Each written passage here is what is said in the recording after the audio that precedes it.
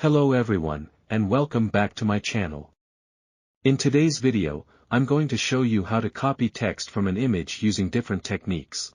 First, we're going to use Microsoft PowerToys Tool. Here, you'll need to download and install PowerToys from the official Microsoft Store.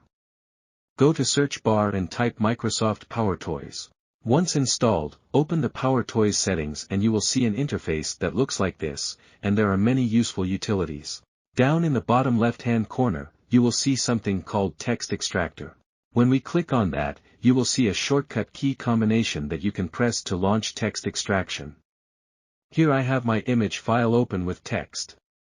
I will press Windows plus Shift and T, and here I could highlight the text.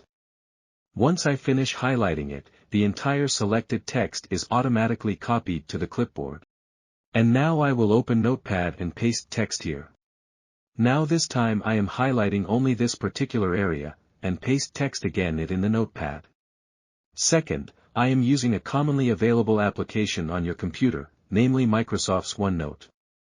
Open OneNote app, then paste the image into OneNote page. Now, right-click on image, and click on Copy Text from Picture. This will add the text to your clipboard, and you can now paste that text anywhere. Third, we're going to use Google Drive, and with this technique, you do not have to install any software, only you will need a Google account. Go to google.com and in the top right corner, click on the Google Apps. And then select Google Drive. On Google Drive, simply drag and drop your image file into the drive. Now right-click on it and then select Open in Google Docs. When Google Docs opens, you should see your original image file along with the extracted text. Now you can copy that text and you could paste it anywhere. You can also go up to the File menu and download file in Word document or a PDF file.